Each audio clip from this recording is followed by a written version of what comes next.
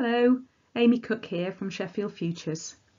This PowerPoint presentation is all about looking for an apprenticeship. The presentation covers what is an apprenticeship and entry requirements, how to find and apply for apprenticeships, what to expect if you're offered an interview, and how the pandemic has affected apprenticeships as a whole. What is an apprenticeship? An apprenticeship is a paid job with training. They're typically involved around 4 days a week in the workplace and 1 day in training, although some places you may work for 3 weeks and train for a week. The emphasis you can see is that you are in the workplace more than you are in training. Training is at different levels: intermediate, advanced and higher/degree. Intermediate apprenticeships pay approximately £120 a week. And if you are a Y11 currently looking for an apprenticeship after your GCSEs, it will probably be an intermediate apprenticeship that you will apply for.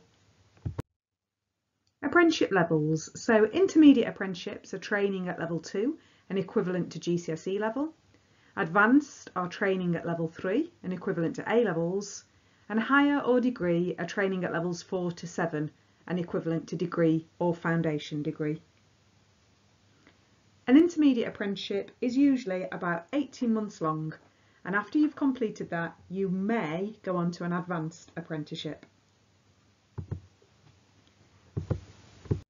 What are the entry requirements and grades? So the entry requirements are set by the employer and will differ for each apprenticeship that you look at. Intermediate apprenticeships might ask for some GCSE grades 3, and advanced apprenticeships may ask for some GCSEs grades 4 or higher, especially in maths, English and science, and sometimes in science.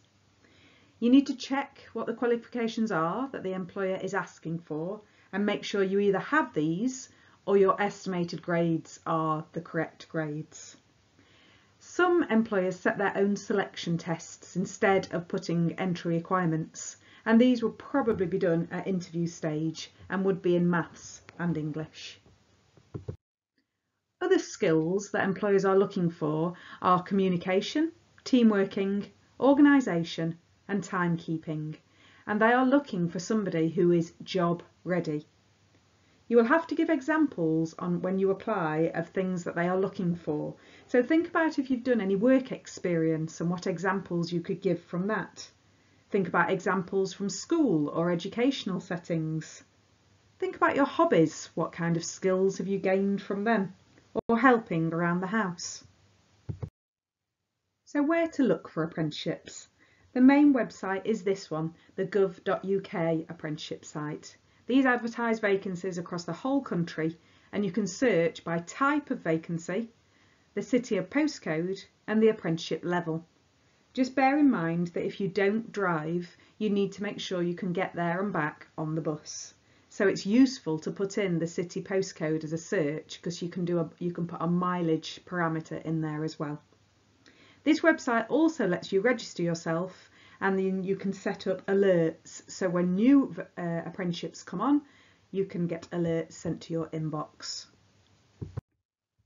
Here are some other websites that you might want to look on.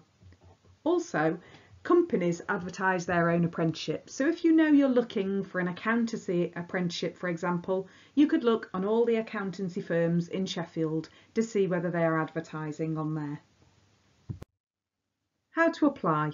So follow the instructions on the vacancy, and these will differ for each individual apprenticeship.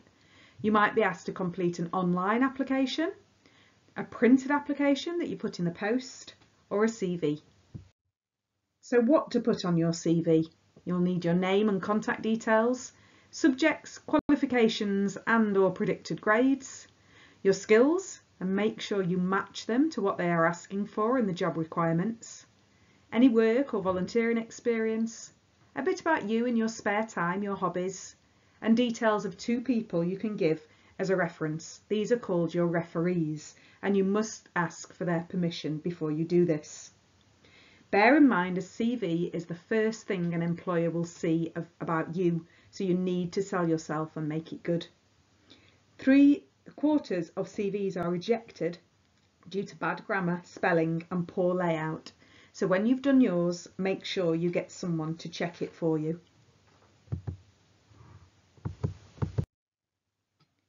Interviews. Interviews might be by phone, online or face-to-face, and the secret is to prepare. So make sure you check out the company you're applying on their website if they have one, and social media channels, and research. Go through your application that you sent in, because you will be asked about it, and be ready for questions about the company and the job itself. Also make sure that you've got some questions of your own, usually to be asked at the end of the interview. Smile, it makes a big difference. And if your interview is over the phone, which it might be given the current situation, find somewhere quiet to take the call and listen carefully and speak slowly and clearly. If you don't know the answer to a question, ask if you can return to that question at the end. If you can't hear what they say, ask them to repeat the question.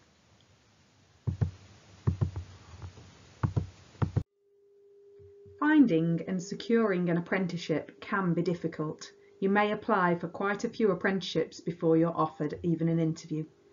If you are finding it hard, you could look at work-based learning options such as traineeships and study programmes.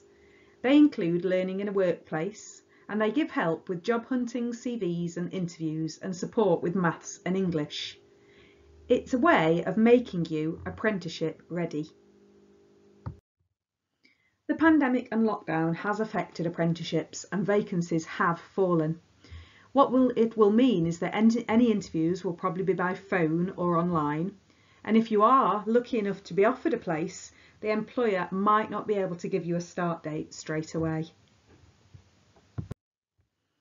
What can you do?